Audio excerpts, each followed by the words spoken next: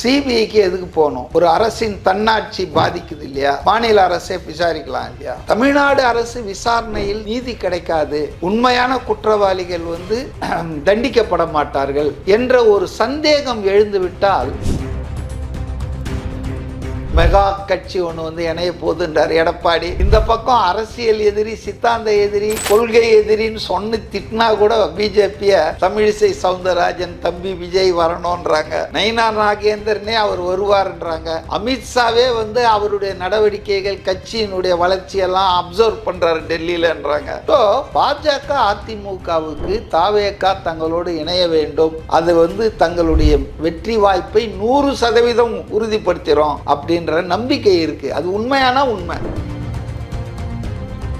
கரூர் அந்த டிராஜடிக்கு அப்புறம் ஒரு 3-4 நாளைக்கு அப்புறம் எடப்பாடி பழனிசாமி அவர்கள் விஜயை தொலைபேசியில் அழைத்து பேசியதாகவும், இந்த நிகழ்ச்சிக்கு வருத்தத்தை தெரிவித்ததாகவும், நீங்க தனியா இருக்கீங்கன்னு அரசாங்கம் உங்களை கடுமையா பண்ணுது, நாங்கெல்லாம் துணையா இருக்கோம், நீங்க எந்த விதமான அச்சமும் பட வேணாம் என்று அவருக்கு ஒரு ஆறுதல் சொன்னதாகவும், அரசியல் ரீதியாக பேசுறதுக்கு சந்திக்கணும்ன்ற போது இப்போது வேண்டாம், அதை பொங்கலுக்கு அப்புறம் பார்த்துக்கலாம் அப்படின்னு சொன்னதாகவும்,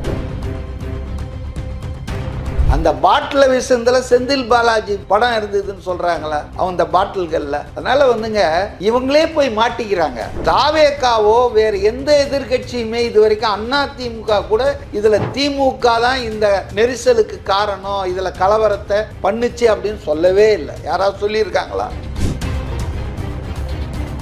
சொல்ல வந்தது என்னன்னா, அதே மாதிரி ஒரு கல்யாண மண்டபம் 2-3 மண்டபத்தை சூஸ் பண்ணி அதை போய் பேசியிருக்காங்க. ஆனால் அவர்களுக்கு மிரட்டல் விடப்பட்டிருக்கிறது திமுக புள்ளிகளால்.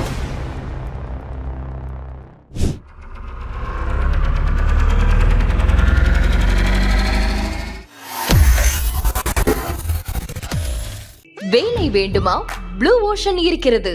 10th 12th டிப்ளமோ டிகிரி படித்தவர்களுக்கு உணவு, தங்குமிடம், இஎஸ்ஐ, பிஎஃப், இன்சூரன்ஸ் உள்ளிட்ட சலுகைகளுடன் அனுபவத்திற்கேற்ற நல்ல சம்பளம் 15,000 முதல் 30,000 வரை. பெண்களுக்கு முன்னுரிமை. 2,000க்கும் மேற்பட்ட வேலை வாய்ப்புகள் உள்ளன. இப்போதே தொடர்பு கொள்ளுங்கள். Blue ocean.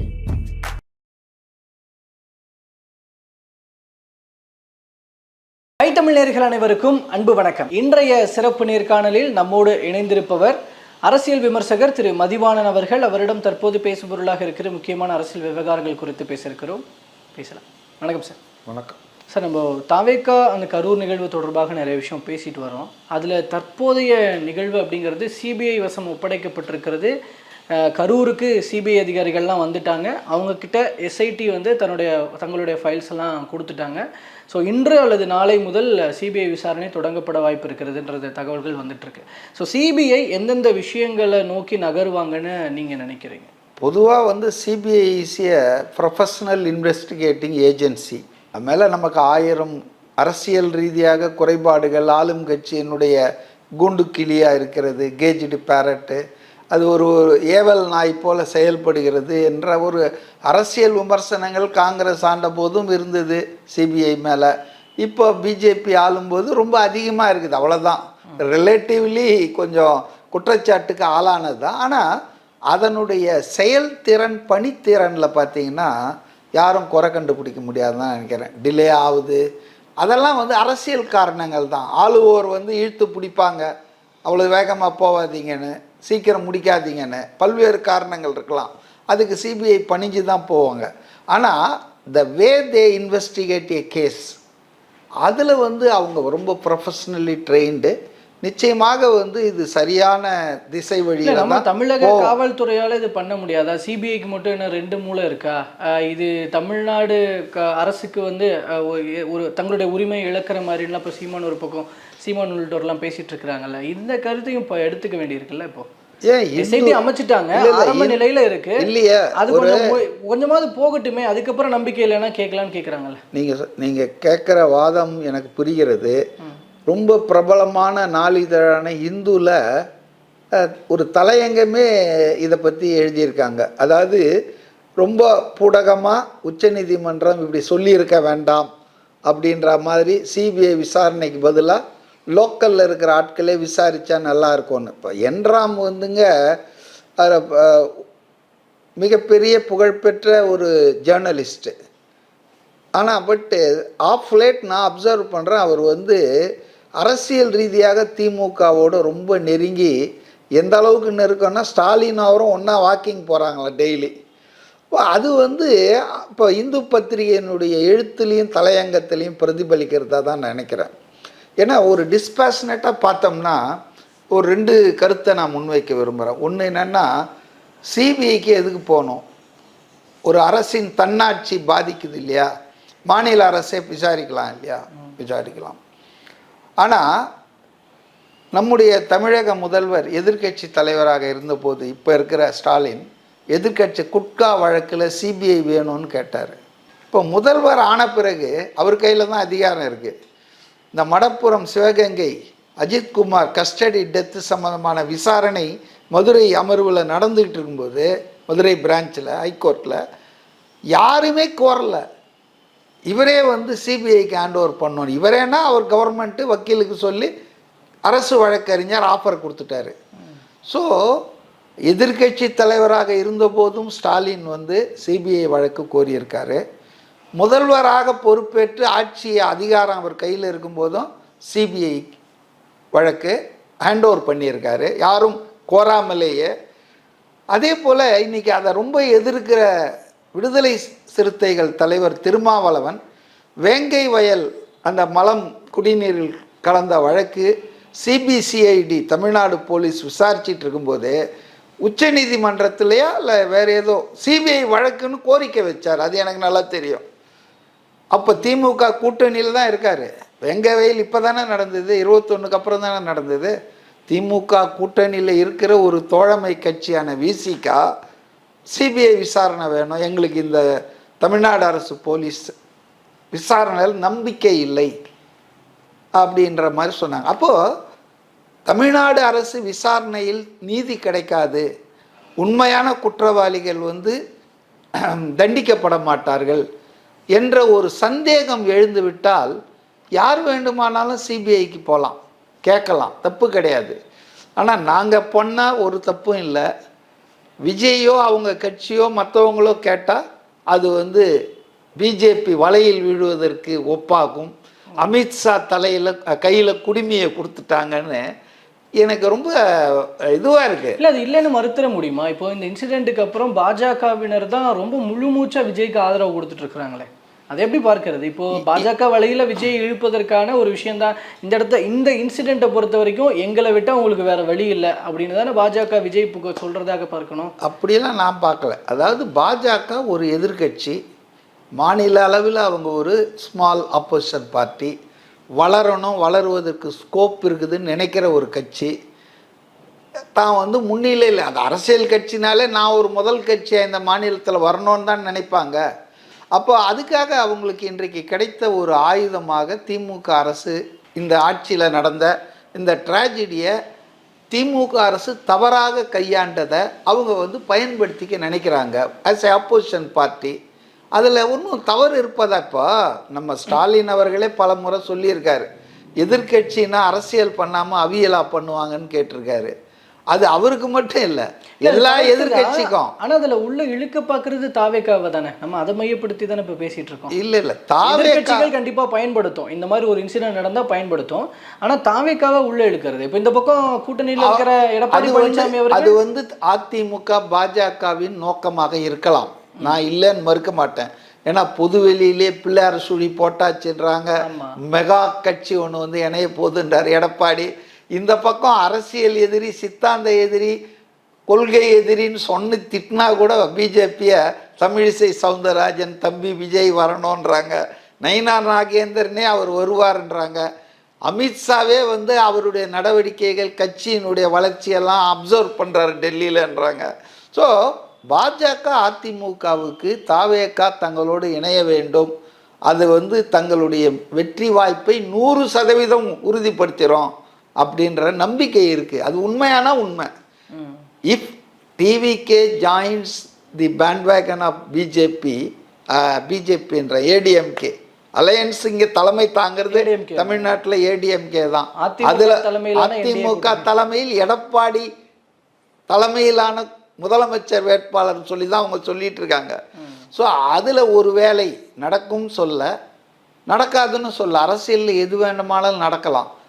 ஆக அதில் போய் தாவேகா அங்கம் வகித்தால் நிச்சயமாக ஒரு மேஜர் பார்ட்னராக இருக்கும். மைனர் பார்ட்னராக இருக்காது, அது ஒரு மேஜர் பார்ட்னராக இருக்கும். ஒரு டெட்லி காம்பினேஷன் ஆகிடும் அந்த அலையன்ஸ். டிஎம்கே வந்து எப்படி விஜயகாந்த் அந்த ஜெயலலிதா ஒரு கூட்டணி வச்சப்போ வரலாற்றில் முதல் தடவையாக எதிர்க்கட்சி அந்தஸ்தை கூட 1967க்கு அப்புறம் இழந்தது திமுக இல்லையா? விஜயகாந்த் தான் எதிர்க்கட்சி தலைவரானார். அது மாதிரி ஒரு படுமோசமான சூழலுக்கு வந்து திமுக தள்ளப்படலாம் என்பது கள நிலவரம் தெரிந்தவர்களுடைய கணிப்பு. கரூர் அந்த ட்ராஜடிக்கு அப்புறம் ஒரு 3-4 நாளைக்கு அப்புறம் எடப்பாடி பழனிசாமி அவர்கள் விஜயை தொலைபேசியில் அழைத்து பேசியதாகவும் இந்த நிகழ்ச்சிக்கு வருத்தத்தை தெரிவித்ததாகவும், நீங்கள் தனியாக இருக்கீங்கன்னு அரசாங்கம் உங்களை வந்து கடுமையாக பண்ணுது, நாங்கள்லாம் துணையாக இருக்கோம், நீங்கள் எந்த விதமான அச்சமும் பட வேணாம் என்று அவருக்கு வந்து ஒரு ஆறுதல் சொன்னதாகவும், அரசியல் ரீதியாக பேசுறதுக்கு சந்திக்கணுன்ற போது இப்போது வேண்டாம், அதை வந்து பொங்கலுக்கு அப்புறம் பார்த்துக்கலாம் அப்படின்னு சொன்னதாகவும், அவ்வளோதான். அது ஒரு இந்த கர்டசி டாக்காக தான் பார்க்குறேன். பொலிட்டிக்கலாக அலையன்ஸாக பேசுனாங்களா? ஆனால் பின்னால் பார்த்தீங்கன்னா 100 தொகுதி துணை முதலமைச்சர், 100 தொகுதிக்கு எடப்பாடி ஒத்துக்கிட்டாரு, இதை பிஜேபியை கழட்டி விட போகிறாரு டிசம்பரில், இப்படியெல்லாம் வதந்திகள் வருது. ஆனால் அன்கன்ஃபார்ம் ரிப்போர்ட் மேலே பேச விரும்பலை. முதல்வர் சொல்கிறாரு, இந்த கரூர் விவகாரத்தில் எந்த ஒரு தனிநபர் மீதும் பழி சுமத்தி பலிகட ஆக்குவது நோக்கம் அல்ல அப்படின்னு ஒரு பெருந்தன்மையால முதல்வர். அதாவதுங்க இந்த பெருந்தன்மையெல்லாம் பேச்சில் தாங்க இருக்குது. ஏட்டு சுரைக்காய் கவைக்கு முரசொலியில் என்ன எழுதியிருக்காங்க, திமுக செயலாளர்கள்லேருந்து மந்திரிகள்லேருந்து எல்லாரும் என்ன பேசுகிறாங்க. சரி, நான் ஒரு கேள்வி கேட்குறேன். கரூரில் வந்து மறுநாள் 28 சம்பவம் நடந்தது செப்டம்பர் 27 இரவு 9 மணிக்கு. 28 காலையில் கரூரில் போஸ்டர் ஒட்டுறாங்க. இது வந்து கரூர் திமுக தான் பண்ணுச்சுன்னு எல்லாரும் சொல்கிறாங்க. யாரோ சுப்பிரமணியன்றவர் செந்தில் பாலாஜி அவர்களுடைய பல உதவியாளர்களில் ஒரு உதவியாளர் அவர் தான் இதை வந்து ஆர்கனைஸ் பண்ணி தமிழக மாணவர் அமைப்புன்னு இல்லாத ஒரு அமைப்பு மூலமாக காலங்காத்தால் போஸ்டர் ஓட்டுறாங்க. என்னென்ன, கிரிமினல் குற்றவாளி கொலையாளி விஜய் ஓடிவிட்டான், கைது செய், தமிழக அரசே கொலையாளியை கைது செய். ஸோ இது யார் பண்ணுறது? இப்போ முதல்வர் வந்து ரொம்ப நல்லவர் போல பேசுகிறார் பொதுவெளியில். இப்போ சட்டசபையில் என்ன பேசினார்? தாவேகா தலைவர் லேட்டாக வந்தது தான் கொலைக்கு காரணம், இந்த படுகொலைக்குன்னு பேசுகிறாரு. ஆனால் அன்னைக்கு நைட்டு ட்விட்டரில் என்ன போடுறாரு, நாம் யாரையும் வந்து குற்றம் சொல்லக்கூடாதுன்ற. அதாவதுங்க இந்த அன்னியனில் வந்து விக்ரம் 2 ரோல் எடுப்பான் தெரியுங்களா, ரெமோவா, அந்த மாதிரி என்னென்ன இந்த இன்சிடென்ட்டுக்கு என்னென்ன மெயின் ஃபேக்டர்ஸாக அமைஞ்சிருக்கு அப்படின்னு சொல்கிற இடத்துல இதையும் சொல்ல வேண்டி இருக்குன்ற சொல்லி இருக்க கூடாதுன்ற. என்னை பொறுத்தவரையில் முதல்வர் முந்திக் கொண்டு பேசந்தே தப்பு. அதில் எடப்பாடி எதிர்கட்சி தலைவர் சொன்னது ரொம்ப கரெக்டு. மற்றவங்கெல்லாம் கருத்து சொல்ல விட்டுட்டு கடைசியாகத்தான் முதல்வர் வந்து பேசணுமே தவிர தன்னுடைய கருத்தை பதிவு பண்ணிடணும் சட்டமன்றத்தில். அதுக்காக அவர் முன்னாலேயே பேசுனது. ரெண்டாவதுங்க ஒரு நினைக்கிறீங்க? ஆமாம்மா, பெரும் தவறான நோக்கம். பேசினது நோக்கம் என்னன்னு நினைக்கிறீங்க? உள்நோக்கங்க. அதாவது வந்து தன்னுடைய கருத்தை முதல்ல சொல்லி எஸ்டாப்ளிஷ் பண்ணிடுறது, மாற்று கருத்து எதிர்கருத்து அவனா அப்புறம் பின்னால் சொல்லிட்டு போட்டோம். வழக்கமாக அப்பாவு இருக்கிறாரு, கட் பண்ணி விட்டுருவார். எதிர்கட்சி தலைவர் பேசினாலே டெலிகாஸ்ட்டை கட் பண்ணுறாங்க. அதனால் வந்துங்க இது வந்து தமிழ்நாட்டு சட்டமன்றத்தில் முந்தா நாள் நடந்தது வந்து நீதிமன்ற அவமதிப்பு என்று நான் சொல்லவில்லை என்றாலும் நீதிமன்ற தீர்ப்பை வந்து ஒரு அவமதிக்கிற ஒரு முயற்சியாக தான் நான் பார்க்குறேன். இப்படி ஆணையங்கள் விசாரணையெல்லாம் போட்ட பிறகு எஸ்ஐடி எல்லாம் அரசு உயர் அதிகாரிகள் டிஜிபி லெவலில் இருக்கிற additional DGP law and order David Devasahayam, Amudha, அவங்க ஒரு சீனியர் ஐஏஎஸ் ஆஃபீஸர், இவங்க அது மட்டும் இல்லை, அந்த சட்டமன்ற உறுப்பினர் செந்தில் பாலாஜி மறுநாளே வீடியோலாம் வச்சு அவர் ஒரு மணி நேரம் ப்ரெஸ்ஸில் பேசினார். அவர் ஒரு விசாரணை நடத்திட்டாரு. இவங்கெல்லாம் அவங்களே தீர்ப்பு கொடுக்குறாங்க. அப்போ ஒரு அரசு விசாரணை அமைச்சிருக்குது, எஸ்ஐடி விசாரிக்குது, ஒரு நபர் ஆணையம் விசாரிக்குது, எந்த டிலேவும் யாரும் பண்ணலை. அப்படி இருக்கும்போது என்ன உங்களுக்கு அவசரம், என்ன உங்களுக்கு பதற்றம்? மாநில அரசின் உயர் அதிகாரிகள் கோர்ட்டு வந்து ரொம்ப தெளிவாக குறிப்பிட்டிருக்கு. ஏன் சிபிஐக்கு மாற்றுதுன்னா இதே காரணம்தான் தாவேகா கேட்டுச்சு. மாநில அரசு தவறு இழைத்திருக்கிறது, போதிய ஏற்பாடு பண்ணலை, உத்தரவாதமான ஒரு இது நடத்தலை. ஏன் இப்போ நாகேந்திரன் ஒரு ரவுடி இறந்துட்டான், ஆம்ஸ்டாங் கொலையில் முதல் குற்றவாளி. அவன் கொலையில் இறந்த மறுநாள் அவனுக்கு சவ ஊர்வலத்துக்கு 1600 காவல் படைய அண்டை மாவட்டங்கள்ல இருந்து எஸ்பி டிஎஸ்பி எல்லாம் வர வச்சு பண்ணாங்க. நான் அது தப்புன்னு சொல்ல. ஒரு 1000-2000 பேர் வரக்கூடிய ஒரு சவ ஊர்வலத்துக்கு 1600 பேரை போட்டிங்களே. கரூர் நிகழ்ச்சிக்கு டேவிட்சன் தேவசகாயம் சொன்னது 500 பேர்னு சொன்னார். 20 பேருக்கு ஒன்றுன்னு போட்டோம் அப்படின்லாம் சொன்னார். 10,000 பேருக்கு 10,000 தான் வந்து தாவேக. ஆமாம், அவன் கட்சிக்காரன் 10,000 வரும்னு சொன்னார். சினிமா ரசிகர்கள், பொதுமக்கள், மற்ற கட்சிக்காரங்க இவங்கெல்லாம் அவர் எப்படி கணக்கு சொல்ல முடியும்? ஸோ ஏதோ மதியழகன் மாவட்ட செயலாளர் 10,000, ஆமாம் அவர் கட்சிக்காரன் 10,000 வருவான்னு சொன்னாரியா? சினிமா ரசிகர்கள் எவ்வளோ பேர் வருவாங்க, ஆதரவாளர்கள், ஆன் லுக்கர்ஸு, ஜென்ரல் பப்ளிக், சனிக்கிழமை, இதெல்லாம் யார் தீர்மானிக்கணும், யார் கண்டறியணும்? Intelligence has failed. இப்போ நான் என்ன சொல்கிறேன்னா, மதியழகனை கைது பண்ணாங்க, இந்த பக்கம் சஸ்பெண்ட் பண்ணியிருக்கணும்ல எஸ்பியை, டிஎஸ்பியை, இன்ஸ்பெக்டரை, யாரையாவது 4 பேரை. அப்போ failure on the part of many people. அப்படி இருக்கும்போது ஒரு டிஜிபி லெவலில் இருக்கிற ஆஃபீஸர் உட்காந்துக்கின்னு நாங்கள் கரெக்டாக தான் இருந்தோம், போலீஸ் தன் கடமையை சிறப்பாக செய்தது அப்படின்னு சொன்னார்னா, இந்த கரூர் விசாரணை பண்ணுறது ஒரு டிஎஸ்பி லெவல் ஆஃபீஸர். ஒரு டிஜிபி சொல்லிட்டாரு, எக்ஸானரேட் பண்ணிட்டார், போலீஸ் டிட் நத்திங் ராங்னு. அதுக்கப்புறம் அவன் விசாரணை எப்படி பண்ணுவான்? ஒரு ஹோம் செக்ரட்டரி லெவலில் இருக்கிற ஒரு ஐஏஎஸ் அதிகாரி, அந்த அம்மா சொல்கிறாங்க எல்லாம் நாங்கள் கரண்ட்டெல்லாம் ரொம்ப கரெக்டாக இருந்தது. நேற்று பாருங்கள், செந்தில் பாலாஜி ஒன்று சொன்னார் கட் பண்ணலன்னு, முதல்வர் மக்கள் உயிரை பாதுகாக்க கட் பண்ணோன்றாங்க. அந்த மின்வாரிய அதிகாரியாக இருந்தாங்க ஒரு அம்மையார் கரூரில், இப்போ அவங்க தலைமை அதிகாரியாக ப்ரொமோஷன் கொடுத்துருக்காங்க. அவங்க வந்து செய்தியாளர் செஞ்சு ஜெனரேட்டர் அந்த அறையில் பண்ணும்போது பாருங்க, பாதுகாப்பு ஜெனரேட்டர் ஆபரேட்டரால் ஆஃப் செய்யப்பட்டதுன்னு சொல்லி முன்னுக்கு பின் முரணான தகவல்கள் கொட்டி கிடக்கின்றன. அதாவது 500 பேருன்னு ஒரு டிஜிபி சொல்கிறாரு, ஆனால் சுப்ரீம் கோர்ட்டில் அஃபிடவிட்டில் இதே கவர்மெண்ட் என்ன சொல்ல 600 பேர்னு சொல்லுது. இந்த எக்ஸ்ட்ரா 100 பேர் எங்கே வந்தாங்க? அப்போ கூட இல்லை சொல்லியிருந்தாரு முதல்வர் 606. ஆனால் நாகேந்திரன் சபை ஊர்வலத்துக்கு 1600. எவ்வளோடா அங்கே கூட்டம் சேர்ந்தானா 30,000 பேர். 30,000 பேர் சேர்ந்துருக்கான் வேலுசாமிபுரத்தில். இப்போ it is a total failure of the administration and intelligence, police ஃபெயிலியருங்க. அப்போ அதை விசாரிக்கிறது, தவறு செய்தவர்களே நீதிபதிகளாக, விசாரணை அதிகாரிகளாக இருக்கிறாங்க. இது வந்து அதிகாரிகள் இந்த மாதிரியெல்லாம் சொல்கிறாங்க. அப்போ அந்த டிஎஸ்பி எப்படி அறிக்கை கொடுப்பாரு? வாயை மூடிட்டு இருந்துருக்கணும்ல அரசாங்கம். ஒரு பக்கம் விசாரணை ஆணையம் இல்லை சுப்ரீம் கோர்ட்டு ஏன் இதை போட்டதுன்னா, இந்த மாதிரி தவறுகளை எல்லாம் இன்பிட்வீன் செஞ்சது அரசாங்கம்.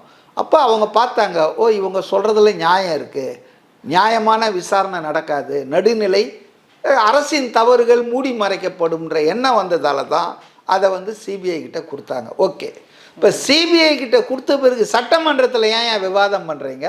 சட்டமன்றம் என்ன சிபிஐக்கு மேலே ஒரு அமைப்பா? இல்லை, எதிர்கட்சி தரப்புல கவன ஈர்ப்பு தீர்மானம் கொண்டு வர, கவன ஈர்ப்பு தீர்மானம் கொண்டு வந்தால், நான் முதல்வர் ஸ்டாலின் எக்ஸ்பீரியன்ஸ் உள்ள ஒரு ஆளாக இருந்தால், 75 வருஷ கட்சியின் தலைவருங்க அவர் ஒன்றும் திடீர்னு வந்து உதயநிதி மாதிரி வந்து மேலே வரல. அவர் எம்எல்ஏ, மேயரு, துணை முதல்வர், மந்திரி எல்லாம் இருந்து தான் வந்திருக்காரு. மோஸ்ட் எக்ஸ்பீரியன்ஸ் பொலிட்டிஷியன், அதில் ஒன்றும் சந்தேகம் இல்லை. அவர் என்ன சொல்லியிருக்கணும் நான் எதிர்பார்க்குறேன்னா, உங்கள் இதெல்லாம் எனக்கு புரியுது, ஆதங்கம், உங்கள் உணர்வுகள்லாம் நான் ஏற்றுக்கிறேன். ஆனால் துரதிருஷ்டவசமாக 2 நாளைக்கு முன்னால் தான் உச்சநீதிமன்றம் சிபிஐக்கு இதை ஹேண்ட் ஓவர் பண்ணியிருக்கு, இன்வெஸ்டிகேட் பண்ணணுன்னு. தமிழ்நாடு அரசு நியமித்த அந்த ஒரு நபர் ஆணையத்தையும் அந்த எஸ்ஐடியும் கலைச்சிடுச்சு. ஆகவே இந்த சூழ்நிலையில் நாம் வந்து let us wait for the probe to complete.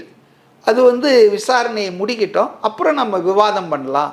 இப்போ நம்ம வந்து ப்ரீஎம்டிவாக நம்ம பேச வேணாம். உணர்ச்சி வசப்பட்டு அப்படின்னு சொல்லி அதை க்ளோஸ் பண்ணியிருக்கணும். இவர் க்ளோஸ் பண்ணாரா? இவர் அடையாளம் காட்டுறாரு. இவர் ஒரு பேரலல் தாவேகா தலைவர் 7 மணி நேரம் லேட்டாக வந்ததால் தான் இது லேட்டாக வந்ததுக்கு கூட்டம் சேரணும். ஏன்னா விஜய்க்கு கூட்டமே சேராது. அவர் கூட்டத்தை சேர்க்கறதுக்கு சுடிதாரு இப்போ முப்பெரும் விழாவில் கொடுத்தாங்கல்ல கரூரில், சுடிதார், புடவை, ஸ்வீட் பாக்ஸு, அப்புறம் ஏதாவது கேஷும் கொடுப்பாங்க. அப்படி கூட்டம் சேர்க்கிறாரா? இப்போ கூட்டத்தை சேர்ப்பதற்காக என்ன கன்றாவியா ஒரு விஷயமும் சொன்னார் இல்லையா? இப்போ நீங்கள் அதிமுக ஏன் இதை இப்படி பேசுறீங்க அப்படின்னா நீங்கள் கூட்டணிக்கு ஆள் தேடிட்டு இருக்கிறீங்க அப்படின்ற ஒரு விஷயம் சொல்றாருல, அதை எப்படி சட்டமன்றத்தில் ஒரு நான் ஒன்று சொல்லட்டுமா, ஒன்று குறுகுடா சொல்லட்டுமா? கூட்டணிக்கு ஆள் தேடுறதுக்காக அதிமுக எடப்பாடி விஜய்க்கு சப்போர்ட்டாக பேசுறது உண்மையாக கூட இருக்கலாம், உண்மையினே வச்சுக்கலாம் முதல்வர் சொல்றது. ஆனால் முதல்வர் யாரும் கூட்டணிக்கு வந்தால் வாங்க வானான்னு துரத்தி விட்டுருவாரா? பிரேமலதா தானே அவங்க விஜயகாந்துடைய மனைவி, அவங்கக்கிட்டெல்லாம் இவர் சந்தித்து பேசுனதே இல்லையா? 1967 இன்னை வரைக்கும் கூட்டணி இல்லாமல், கூட்டணி கட்சிகள் உதவி இல்லாமல் எப்போவாது திமுக ஜெயிச்சிருக்குதா? 15 கட்சி கூட்டணி வச்சு தோத்து இருக்குது, அது வேற விஷயம். ஆனால் அது ஜெயிச்ச போதெல்லாம் கூட்டணி கட்சிகளுடைய உதவியோடு, தயவோடு, ஆதரவோடு தான் ஜெயிச்சிருக்கு. அதனால கூட்டணிக்கு அவர் பேசுறாருன்னா நீங்க என்ன பேசுறீங்க?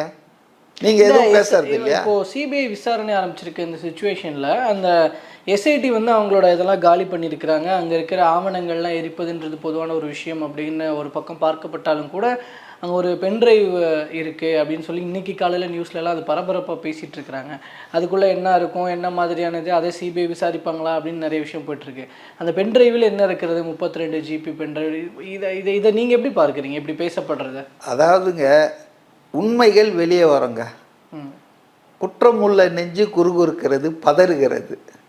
நாங்கள் எந்த தப்பும் பண்ணலை, அது ஒரு விபத்து, அதுக்கு மோட்டிவ் கிடையாது, அது யாராலும் நடக்கலை, தற்செயலாக நடந்துடுச்சு அப்படின்னு சொல்லியிருந்தா இந்த பிரச்சனைகள்லாம் இல்லை. இதுக்கு காரணம் இது நம்ம விஜய் தான், அவரை கொலையாளி கைது செய்யு மறுநாள் காலையில் 10 மணிக்கு போஸ்டர் ஓட்டினது திமுக ஆட்கள் இல்லையா? அவர் வீட்டு முன்னால் போய் ஆர்ப்பாட்டம் பண்ணது மறுநாளே திமுக ஆட்கள். அப்போ அவங்களுக்கு இன்றைக்கி பதற்றம் வந்துடுச்சு. நான் என்ன சொல்கிறேன்னா, ஒரு சம்பவம் நடக்குது, இது வரைக்கும் தாவேகா சார்பிலையோ, பாதிக்கப்பட்ட கட்சி தாவேகா தானே இந்த கரூர் ட்ராஜடியில், அவங்க யாராவது இதுக்கு பின்னால் செந்தில் பாலாஜி இருக்கிறாரு, அவர் தான் ரவுடிகள் கூலிகள் விட்டு கலவரத்தை உண்டாக்குனாருன்னு இது வரைக்கும் தாவேகா கட்சியோ அதன் தலைவரோ நிர்வாகியோ யாராவது சொல்லியிருக்காங்களா? அவங்க சொன்னதெல்லாம் என்ன, காவல்துறை சரியான இடத்த எங்களுக்கு கொடுக்கல, காவல் போதுமான அளவுக்கு பாதுகாப்புக்கு ஆள் போடலன்னு தான் சொன்னார். இப்போ திமுக மேலே அவங்களே குறை சொல்ல, குற்றமே சொல்ல. ஏன் செந்தில் பாலாஜி 1 மணி நேரம் ப்ரெஸ் கான்ஃபரன்ஸ் வச்சார், வீடியோலாம் பண்ணி, இதுக்காக தான் செருப்பு வீசுந்து அவர் கவனத்தை ஈர்க்க. ஏன் ஒருத்தன் மூச்சு போய் கிடக்கிறான் அப்படின்னா முதலுதவி கொடுக்கறதுக்கு சுற்றி இருக்கிற ஆளுங்களை தான் தள்ளி விட்டு காற்ற விடுப்பா, மேலே இட்டுன்னு போகலாம், இல்லை ஏதாவது ஆம்புலன்ஸுக்கு அவரை தூக்கின்னு போவானே தவிர விஜய் என்ன முதலுதவி கொடுப்பாரா?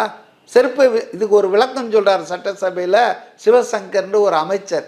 தேங்காயை வீசினாங்களாம், அந்த பாட்டிலை வீசுனதில் செந்தில் பாலாஜி படம் இருந்ததுன்னு சொல்கிறாங்களே அந்த பாட்டில்களில். அதனால் இவங்களே போய் மாட்டிக்கிறாங்க.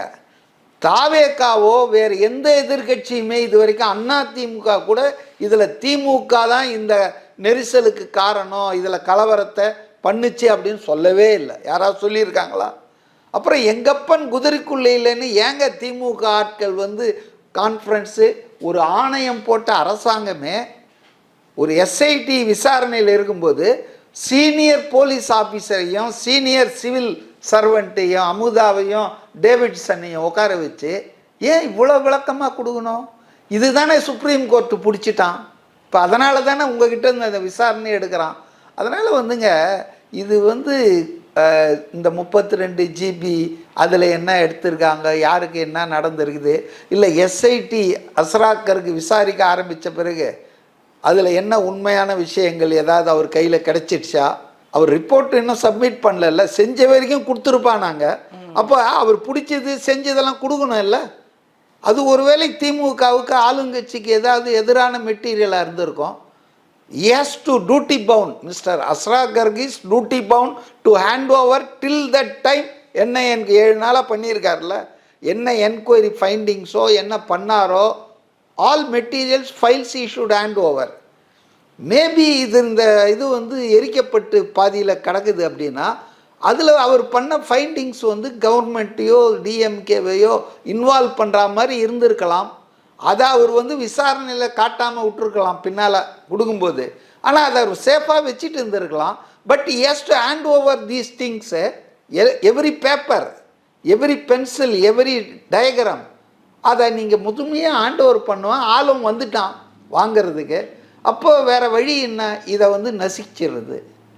நான் இட் இஸ் மை இன்டர்பிரிட்டேஷன். இது உண்மையாக இருக்கணும்னு நான் சொல்லலை, நான் சிந்திக்கிறேன். பல வகையில் இந்த குற்றங்களை பற்றி யோசிக்கும்போது ஏன் பின்ன வந்து அந்த பென்ட்ரைவ் வந்து எரிக்கப்பட்டது, அதுவும் ஹேண்ட் ஓவர் பண்ணோம்ல. அந்த பென்ட்ரைவில் ஒரு இந்த கரூர் ட்ராஜடி அந்த விசாரணை சம்பந்தமான தரவுகள் தகவல்கள் இடம்பெற்றிருக்கும் என்றால் it has to be handed over to CBI faithfully, sincerely, as per the CBI, as per the Supreme Court direction.